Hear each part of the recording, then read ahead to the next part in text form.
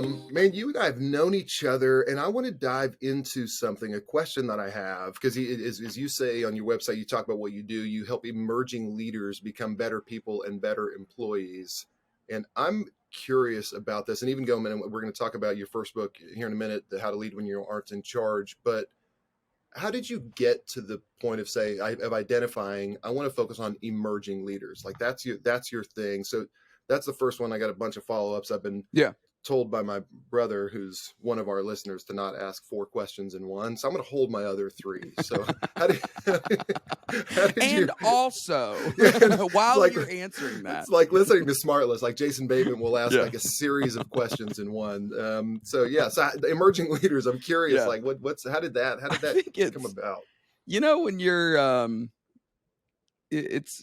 you're trying to figure, obviously everybody's trying to figure out who can I serve best. You know, we're all, I think most people want to make a difference, want to serve other people. And so we've all from time to time gone, who's my audience? Who am I trying to serve? Sure. Originally, I was writing to the 28-year-old pastor that felt stuck in the middle of his church. Yeah. And so I kind of had emerging leader in my mind from that point. But did you find yourself as, this is the 28-year-old pastor who feels stuck? When you maybe jumping into How to Lead When You're Not in Charge, did you write that from that place where it was just like, that was, what do they say? Like, what a pastor's struggling with if you listen to their sermons, right? Did that come out of your own? Yeah, for sure. You can really identify because you were in an amazing organization and with North Point. And is that what it came from? I'd love to hear the story of how all that came about. Yeah. And I would say, I even hesitate, even when you said that, feeling stuck feels, there's a bit of an accusation in there, the accusation that someone is making me stuck. Someone's not doing it right. And so, but yeah, certainly that is how I felt. I felt like I like to use I use this illustration, the grocery store has those, carts that are shaped in a race car. For toddlers. And so when our kids were little, I'd put them in there and, they'd turn the steering when I'm trying to be the fun dad. They'd turn the wheel left, I'd turn the cart left, turn the wheel right, I'd turn the cart to the right. But then eventually we'd have to start shopping. And so we'd be headed over to the produce and they would see the candy aisle and they'd start frantically turning it to go down the candy aisle. And the cart would just keep going straight, And obviously that particular wheel doesn't work. But what I found is that a lot of people feel like that at work. A lot of people feel it in ministry or in any job. Honestly, this is what I found is that some of these principles are just true. They're not relegated necessarily to the ministry world or to the business world or healthcare or education or wherever. A lot of people feel like, gosh, I've been given this job. They gave me a steering wheel, but the steering wheel doesn't work. And therefore I feel stuck. Yeah. But what I've tried to convince people, and my own story was this, that I wasn't actually stuck. I thought I was stuck. The truth is the steering wheel doesn't work if you're relying on a position. And so I kept thinking, if I could just get promoted, if I could just get my boss's job, then I'll be able to get everybody in line to do what I think everybody needs to do to accomplish what it is that I think we all need to be accomplishing and for the most part want to accomplish. And the truth is the wheel, it doesn't work through position or power or authority. The steering wheel in any job, it works through influence. That when you learn how to cultivate influence, you can actually turn the steering wheel left and the organization actually can start moving left. That there is a great potential to lead from any position, to create momentum, to create change, to move an idea forward from any spot in the organization. And so that's what I was, it was a book I was really learning myself and was, writing to somebody who was, just a couple of years maybe behind me on that same journey of learning that also important lesson. Is that also, I've noticed, like in Carrie Nieuwhof's book, he talks about the, didn't see it coming. And he talks about as people get older, they kind of find themselves in an irrelevant spot. And that probably happens as people get into probably in the later end of their careers. Do you think some of those same principles apply when someone's young in their career and then in kind of feeling like I can't lead? Do you think there's some similarities also when people get kind of on the tail end of their careers? And maybe with respect to cultivating that influence? Yeah, I have not thought about that, but I think you're for sure. When I think about some of the older men and women that I've worked with, yeah, you do get to that point in your career where you're like, it's a young man's game or it's a young woman's game. They don't care about me anymore. They're putting me out to pasture. There's no space for me. But the truth is there's a remarkable opportunity for you, but you have to change the way you're thinking. That I think my hope, for me and you, that when we get into that spot in life, that we'll go, oh, I can move into this consulting and advising role,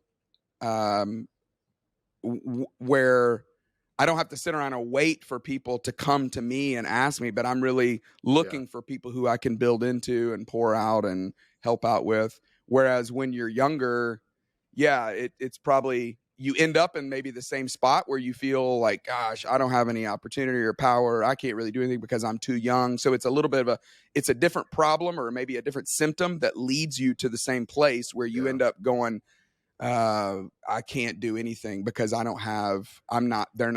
don't see me as a leader, or they don't, whereas maybe the older generation, I can't really do anything because they don't see me as a leader because I'm too old. So yeah. And the other thing, Joey, I'm sure you do this it's remarkable how much we criticize ourselves. I mean, we all have found every reason in the world why I'm disqualified from being able to make a difference in this world because I'm too young or too old or not smart enough or don't have enough money or whatever it may be. We've all certainly done that. That's probably the common characteristic between every age group. It is funny when you see somebody who can really own it, be comfortable in their own skin, kind of own who they are. And especially I'm thinking guys who do act as those sages, those people who, there's a quote from a book that my brother references. It says the greatest gift that the older generation can do for the generation following them is just convey a sense of hope and optimism. And when you see somebody doing that, as opposed to getting caught up in, MSNBC or Fox News or whatever it is, when they can convey a hope to the next generation that, hey, things are good. And I think you and I know this gentleman, but I think of a guy like Steve Franklin at North Point, he just conveys hope and optimism, and he's so magnetic, and he's in his probably 60s, and he's just someone that people want to be around and feels youthful. And it's because he's kind of owned that. He's not striving for relevance. He's just kind of owning who he is, where he is, and what he can offer. And that usually is just hope and optimism. And I totally agree. I would also say he approaches, I think he's in his early 70s, and he's convinced, it's obvious in the way he lives, that you don't ever stop learning. Yeah. He is this lifelong learner. I was talking to somebody about him yesterday because they had an event that they were coming in town for, and I was like, man, you need to get with Steve and let him. He's a barbecue judge. He's the kind of person that grabbed the list of the top 100 barbecue places in America and was like, I'm going to go to all of them. He was like, I want to write a book on centenarians, interviewed 100 centenarians and wrote about what can we learn from people who have turned 100. He's just constantly learning. And the thing, he's investing in the next generation. He's always got some young people that he's surrounding himself with, but he's not doing it as like, hey, y'all get around me and learn all that I have to say. Yeah. I find him to be just very curious. He's a very curious person. So he sees it as, I've got something to learn from you, which is that I've heard people call that reverse mentoring, right? Where someone over 40 gets somebody who's in their 20s to go, hey, I need to learn from you. The world is changing. It's a different place. Come translate culture, translate what's happening in the world. Help me understand the things that I don't know. I think that's a remarkable, that is a way to have influence, is by deciding to say, hey, I'm going to be constantly learning. Isn't that so interesting? It's so counterintuitive. And I think that's when people maybe begin to start feeling irrelevant, is when they're just trying so hard and nothing's landing. And it's just when you release, that's when you really start cultivating influence, to your point. What are some other things as you were writing that book, you talk about cultivating influence? What are a couple other ways that you found people who may not have the position of authority, but can cultivate influence? What are other ways you found that people can cultivate influence? Well, the book, just so if anybody's listening to this and are going, oh, I'm kind of interested in what that book has to say, I'll give it to you very quickly, and then you don't have to be curious anymore of what it has to say. I built the whole book around these 4 big ideas, that if you want to cultivate influence when you're not in charge, you've got to lead yourself well. You have to choose positivity. You have to think critically, and you have to reject passivity. And the passivity one is the one that I always, it's the one that I talk about the least, because I usually run out of time when I'm giving a keynote on this. And so I'll say, hey, you have to go read the chapter on that one. But just a month ago, I was speaking to the University of Texas, the faculty at the University of Texas Medical School. And I get done talking about rejecting passivity. I send them to some table talk, and I felt like such a big fat failure, because after I'm sitting there talking about how easy it is to become passive when we're not in charge. I think it's most easy, because the power of being in charge is that you shouldn't make all the decisions, but you can. So you have that spirit of agency, that sense of purpose, and you don't have more control, but you feel like you have more control. Yep. And I get done talking about how easy it is to just go, you know what, well, I'm just passive. They don't care. They're not listening, whatever. And I sit down at this table, and this gentleman who's been a professor there for 30 years, I only know that because he told me. I was like, hey, so where does all that land with you all? And he goes, that passivity thing, I am so worked up about it, even as I'm sitting here thinking about it now, because the administration here, I feel like they have been so passive around this one particular area that I have brought up for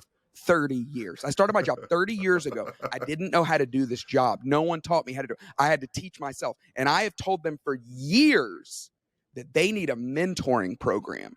We need a mentoring program where when someone comes on faculty here, that they get assigned a mentor, and that mentor can help them to avoid some of the potholes that I stepped in, because I didn't have anyone who was mentoring me. I had to learn myself. And I'm sitting there listening to this guy being like, oh my gosh, I have failed in communicating this well, because you are embodying exactly what I am encouraging people to reject, because that's what happens. You're not in charge. And so you think, I don't have any control. I can't create a mentoring program. But what that man can do that no one else can do is he could go mentor someone. Exactly. And that's when I have had moments that haven't been so riddled with failure, where I have seen the light bulb come on for people, where they go, oh, I am frustrated at all that I can't do because I'm not the boss, all that I'm frustrated about because the other department won't do what I want them to do, all that I wish would move forward, but I can't get it to move forward but what I'm failing to focus on are the things that I do have control over. I like to term that as the best opportunity you have is to create an oasis of excellence, to go, all right, if I just think of myself as this little oasis right here, I might not be in charge of everything, but I'm in charge of some things. And what I am most in charge of is first me, and then secondly, the team that I'm getting the opportunity to lead. And I'm going to create this oasis of excellence where they might be able to say whatever they want to say about our organization, but with our team, we're going to be well run. We're going to have a mentoring. We don't even have to have a mentoring program, but we're going to have a culture where people are pouring out what they know to other people around them. And then, what would happen is if that guy would go and just, the next person that starts on staff there, just go say, hey, I can't tell you everything, but would you mind if I just tell you the things I've learned over the last 30 years that might help you avoid some pain and help you be more successful? People would typically say yes to that. Yeah. And then what would happen is somebody down the hall would go, hey, that's really cool you're doing that. Tell me more about it. Oh, I just, I'm meeting with that person, telling them all that I know. I should do that as well. Yeah. And Jesus himself said, where two or more are gathered, you have a mentor program. So that's actually the way. That's actually the way things get done, is when somebody goes, I'm not going to be passive. I'm going to be active. I'm going to be intentional. I'm going to be assertive, and they're going to have to slow me down. They're not going to have to speed me up. I'm going to let them steer me, but they're not going to have to pick me up and carry me. Was that two or more? Was that off the cuff, or was that? I mean, that was your timing was great there. It just hit me when I was like, "Oh, two people are doing it." That's what Jesus said. That verse honestly has tripped me up quite a bit. Where two or more are gathered, there I am with them. I am there as well. What does that even mean? It's tough to know what that means. Anyway, that's not for today. I do remember early in my career, when I was in commercial real estate, early in my career, I was having dinner with our managing director, guy by the name of Harold Briggs, who's a mentor to me. And I was an analyst at the time. I was a terrible analyst, by the way, but I wanted to be a broker. And so I was talking, hey, what do I need to do to be a broker? He goes, if you want to be a broker, just do the things that a broker would do. And that was it. Like, don't worry about the title. And so you start doing those things, and then you start becoming that. And so maybe the difficult part, with his also without neglecting the things you're supposed to do with the core piece of your job, but then begin to do those things. It is amazing what can happen when you just take on that on yourself. And then can I just real quick respond to that? Please. That is fantastic. I mean, it's great. If you want to be a broker, before they give you the title, go be the best broker you can be. Yeah. And then when they come to give you the title, everybody's going to be like, what took you so long? This guy's been crushing it. Versus what you don't want to happen is when they come and make you a broker and everybody's going, are you serious? This guy? Right. I mean, that's a much worse outcome for sure. But I love that concept. Go be the best broker you can be before they even name you one. Just go do those things without neglecting those small things in the process. Okay, so your most recent book was the Aspiring Leader's Guide to the Future. I had a question. Your Goodreads ratings, they're off the charts. You're at 421. That's very good. Anything over 4 is very good. Nice. There are a couple concepts in there I'd love for you to touch on. One of them is, there are 2, even the goats will have a coach. And I have a question about that. And then the other one, I want to hear about some of your expensive learnings you talk about. But even the goats have a coach. I'm curious, right now, I'm sure you go through different evolutions of having coaches in your life. So you are a leadership coach now. Who right now are your coaches? And if you had to have a rotating, kind of a revolving door of, okay, this is a coach for this season of life, and you move on. How do you manage that within your life? And how much do you formalize bringing in those coaches to your life? Well, getting a coach was a massive, one of the best decisions that I ever made. And I was fortunate to work for a larger organization that valued me to the point where they paid for me to have a coach. They either valued me or realized that I really needed it. So it was one of the two, and maybe both. So I worked with a guy named Dean Harbury for about 4 years. And that decision to get a coach, I would have said before I got a coach, I would have been like that, not interested. I don't know. That feels like, one, I was like, I'm not a big enough deal to get a coach. Like, because people would be like, well, LeBron has a coach and Federer has a coach. And I'm like, one of the greatest basketball players, greatest tennis player. Like, okay. We have not any similarities. So not a great example. But so I didn't feel like I'm not a big enough deal to have one. But I also just felt, truthfully, I was like, I'm getting along fine. Like there's nothing on fire. I'm not, trying to take over the world. And so I don't really need, but I never realized the power of a regular, the same thing with counseling, going to counseling. It's the same thing you hear from people, the power of sitting down with someone for the sole purpose of fleshing out, talking out, verbalizing what it is that you're wrestling through, struggling with, the things that are in your way. And then great coaches are masters at saying, I'm not here to give you advice. I'm not here to solve your problems. I am here to, through curious questions, genuine learning, gently but tactfully and wisely move you to do what it is that you need to do. Yeah. And so that, so powerful in my life. I have a couple of stories of my own career of just how this coach, my life would not have been the same if it were not for him, for sure. Wow. So now though, I don't currently pay for one because I am working for myself. Yeah. Right. And so I'm only 18 months into this, and I would love to get to the point where I'm like, I've got the ability to do that now. But now, there's a couple of people that are ahead of me. I met with one this morning who he's about year 5 and owning his own thing. So it's the people that have been great coaches for me in this season are people that are, the solopreneur, working for themselves kind of people that have been immensely helpful. But the whole point of it is just, you can't see what you can't see. You don't know what you don't know. That stupid statement, what you don't know won't hurt you, is of course not true. Right. What you don't know has hurt you, will hurt you, and is currently hurting you. And you don't have to be hurt by it. You can get somebody who's been down the road who can help you see the things that you can't see that are around the corner. And every single one of us needs somebody in that coaching role in our life. Yeah. And we certainly need it as the world's getting more complex as well. So that was kind of the gist of it. Well, and I know you well enough to know that I think you, maybe better than anybody I've ever known, you are always seeking wisdom. So when you used to do a lot of the the series during COVID when you were interviewing leaders. You're so good about getting advice and being curious from other leaders. And I know you have a good, network of people who are contemporaries of yours. So whether it's not a formal coach, I do know you well enough to know you just have surrounded yourself from kind of top to bottom, and people you are mentored by, you are kind of doing life with, and people you're mentoring. You're a master at that. That's kind. Thank you. I hope so. One of your chapter titles, Leaders Never Fail. They just have loads of expensive learnings. I want to hear some Clay Scroggins expensive learnings or two. Yeah, I mean, the two big ones for me in my previous role, I was working at a church. I was working at a church under Andy Stanley. I had a boss, and then my boss worked for Andy Stanley. I was one of the campus pastors. I was a campus pastor for about 10 years.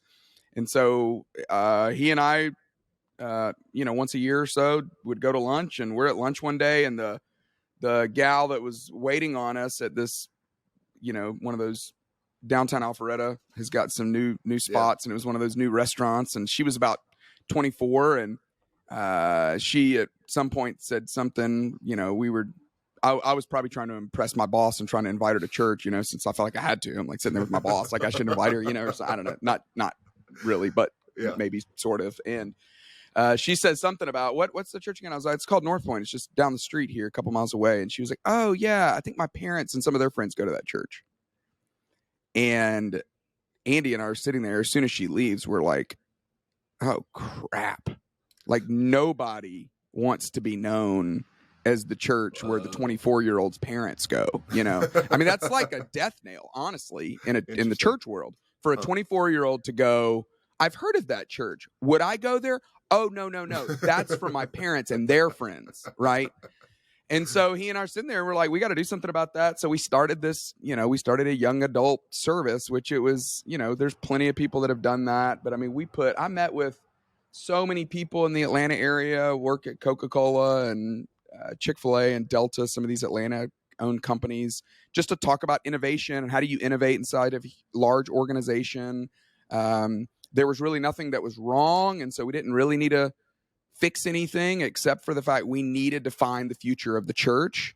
And so I put 2 years of energy and effort into it, and we built a really small team, and we moved some resources and invested some dollars into it. And it just didn't take off like we wanted it to. And honestly, I think one of the dangers of innovating inside of an organization that has experienced a lot of success is if something doesn't experience a lot of success immediately, it's really easy to kill it, because not kill it like in a good way, but like actually take it out back and shoot it, because you think, like North Point's story of a church is week one, there were like 1,000 people there, I mean, it became a mega church like within the first year. I mean, that's just unheard of.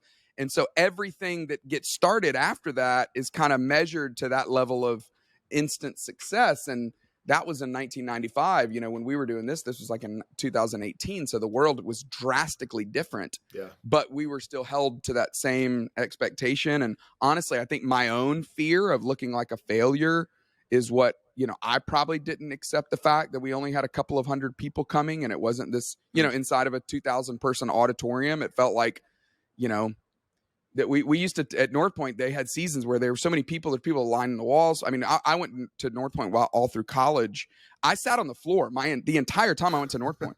I mean, if I ever sat in a seat, I was riddled with guilt, and I would quickly let somebody have my seat, because there were not more people in the room than seats in the room. I was just always that way. And, then here I am leading the service with like 200 people in this 2,000 seat auditorium, being like, not only can you have a seat, you could have a whole row if you would like, if you want a section, if you need some space. Which is what's funny about that is that, you look at it in relative terms, but you have a crowd of people that are larger than most congregations, and it doesn't feel that good. It felt like a big failure for sure. Right. The second, I spent a lot of energy the next couple of years working on a plant. North Point's got so many people that watch sermons online and watch online, or digest the content, but we just didn't have a great pathway on how to help those people grow and how to help those people feel a part of the local church. Is that even possible? And I happened to write I wrote a doctoral dissertation on helping people grow spiritually in online communities, and so I've always had a real strong affinity for, is it possible to create? Obviously, I don't think it's the end all be all, but the internet has been given to us as a massive gift and a tool. And I think it should be a tool that we leverage to help plant churches and connect people and create community. And so we were really trying to figure out, could we do that, not to replace in person, but to enhance in person? And same kind of deal. It just, it was about 2 years of a lot of energy and a lot of effort. And then ultimately the scrutiny of why is this not taking off faster than it is? I think, honestly, I buckled under the scrutiny of it. And so that's really, I think, where that chapter is written out of is back to your, if you want to hear what a preacher's struggling with, go listen to what he's preaching about or writing about. I mean, it was me going, why wasn't I a stronger leader? Why did I let what felt like failure convince me that I didn't have what it took, or that I had missed it, or whatever? And so that's really what the chapter is trying to address, is success going forward in the future. There just are not, I think there's going to be less, microwave instant successes. Even though we get like, well, Bieber got found on YouTube when he was 14. So if you don't have 1 million followers, then like whatever. For every one of those stories, there's 100 stories of the person that put out 7 albums or wrote 10 books, or, preached passionately and diligently at a local church, or started business after business, or, all the shots that MJ missed before he made whatever. Those are the more true stories of the way growth is going to happen in the future, learning how to take that success and learn from it. Absolutely. Have you ever failed, Joey? What about you? My mom told me when I was young, I did. And it At was some point. Yeah. She said I didn't quite affix my diaper correctly when I was like 9 months. But since then. Yeah. But everything's been pretty good. Up and since to the right. then, honestly. Up and to the right. I mean, it's so funny. I think about, even memories you have of something dumb I've said, from going back 30 some years. I mean, just, it's funny how all those that things hang with you. Yeah. They just hang with me. And I think, so it's, and then you're so grateful you just become grateful for fairs. And if I were really wise, I would welcome those things more and more and more, because that's right. Because you look back on like how pivotal those were and just how great they were. And it's a necessity, and you have to have them. And so again, if I were wise, I would welcome them on. It's I think I referenced this on an interview with somebody a couple times ago, but have you ever seen the video of Jocko Willink, The Good, where it's him saying, like, when things bad happen, you just say good, because that's your moment. That's when you grow. So it's but it sucks, right? I mean, it's just not fun at all when those things happen, but we should welcome them because just how great it is for us. I remember in the middle of one of those seasons, I can't remember which one it was, and it might have been a different failure, because there have been some that I have blocked out and can't remember. But I remember sitting down with this coach, and I'm just kind of spent the first 10 minutes just being like, woe is me, I suck, this is terrible, I don't know how this is going to work out, and I thought it was going to work, and I didn't. Now I feel dumb, and whatever. And he's just kind of laughing and kind of chuckling a little bit. And it was kind of offensive, because I'm like bearing my soul, and you're laughing. But I finally say, your response doesn't seem to match the emotion that I'm feeling. Can you help me understand what's going through your mind? And he goes, I just can't wait to see how you grow through all this. Wow. Because you are absolutely going to. These are the seasons that we grow the most. So I love that simple little, when something bad happens, to be like, okay, good. I mean, that's not, and obviously counterintuitive for sure to do that, but that's a better way to look at it. Tease out for me, and I know you're launching this. You did an online poll not long ago, and you had a few different topics that you're about to speak on, and one of them was how to be an emotionally healthy leader. And of the 3, I mean, by far, that was the highest voted, which was, I mean, look, you could see now on the poll just how much it was. Of the 3, it was over 50%. It was huge. I want you to tease it out. I want people listening to go check that out. But why do you think that emotional health of a leader was such a leader of those 3 options? Yeah, I've created a couple of online courses. One of them called the Influence Sprint, that's about leading when you're not in charge, and how can you grow your influence from the seat that you're in. And I was trying to figure out what this next course was going to be. I had a couple different options, and that one got, I thought I should crowdsource this. And I think, I mean, I had the same thoughts. So I mean, these are just my opinions, but I do think some of it's the last couple of years, what we've been through as a society, you know. So I think there is kind of a general depletion in our society. And I hope, I mean, on the positive side, what I hope is that people are realizing things that the previous generation didn't realize. Because when I talk to my parents about being emotionally healthy, they're like, why? What do say more? Like, what are you? Yeah, what was that E word? What is it? Yeah, Emotion? exactly. Yeah. Because they, you know, both my parents worked in the same job for 35, 40 years. And it's like, you know, if somebody came to them and was like, you know, this job, I don't know, it's just, it's not what's best for me emotionally. They would be like, why does that matter? Does it pay you? It does. Okay, well then go back to work, you know?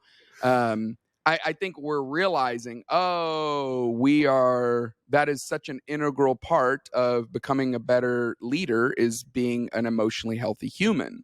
Yeah. And that's the angle that I really enjoy talking about it with organizations, is if you want to be a better leader, which most people do, the answer is not learn some tips and some tricks and the latest greatest thing on how to be a better leader. The answer is be a more emotionally healthy human, because the best leaders are the most emotionally healthy humans. I mean, there's so much data that shows that, proves that. And I was excited to see the results of that, because I would like to talk about that topic more. And I think it's a really healthy thing for our culture and our society to talk about that more. I have 2 questions before we leave.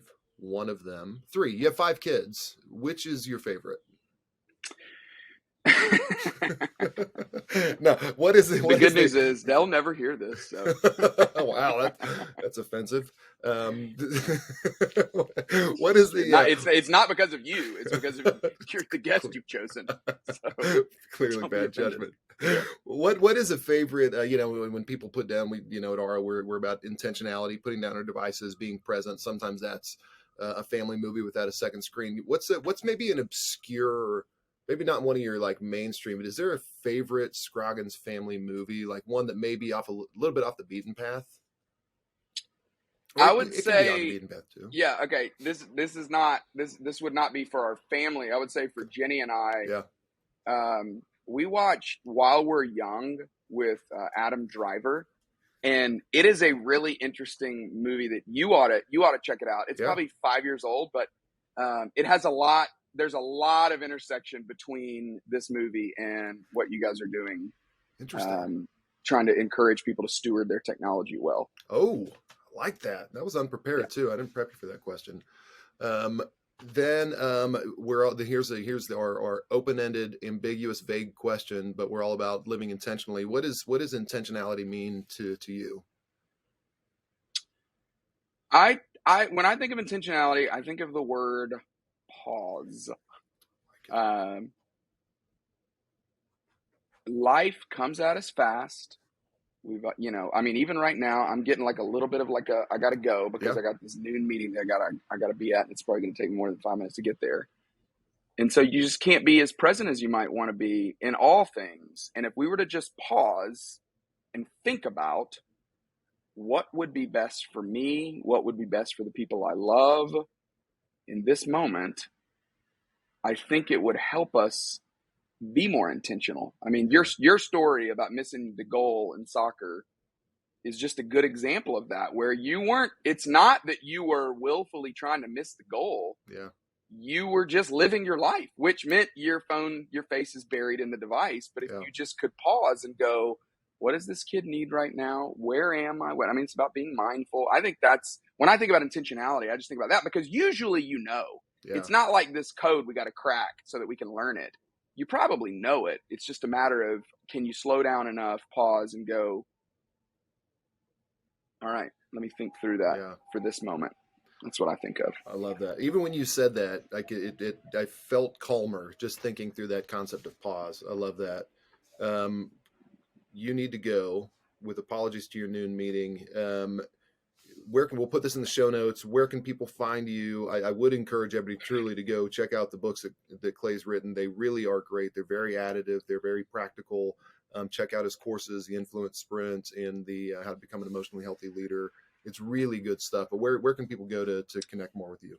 Well, let me just back up for 1 second and say that question gets asked a lot on podcasts, right? Where can people find you? And I do enjoy some true crime. And so whenever I hear it, I'm like, for what reason are they like, what are they going to do if they find me? It's such a like creepy, like a kind of low key creepy question. Where can people find you?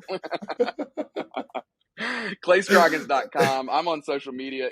I am not hard to find. I put my phone number on my website. My email is clay.scroggins@gmail.com. I am grateful to get to be a part of this. I believe in what you all are doing. I care deeply about you as a friend. And if any of your listeners, if they wanted to reach out to me, that would be a total honor. And I would love to connect with you. LinkedIn, Twitter, Instagram, whatever. Or just email me and would love to connect. And your cell phone number is on your website. I mean, so dang right it is. People should know that. I had to compare and I saw that. One thing I'll say before you go, you said there's so much discouragement in culture right now. One thing I love about you from stage or in your courses or you just one-on-one, you inspire courage. We're feeling as a culture discouraged. You're providing courage and inspiring courage. Thank you for the work you're doing. It really is amazing. I know it's easy to grow weary and well doing, but dude, you're crushing it. Thank you for bringing courage you too. to You culture. too. Thank you. Thank you.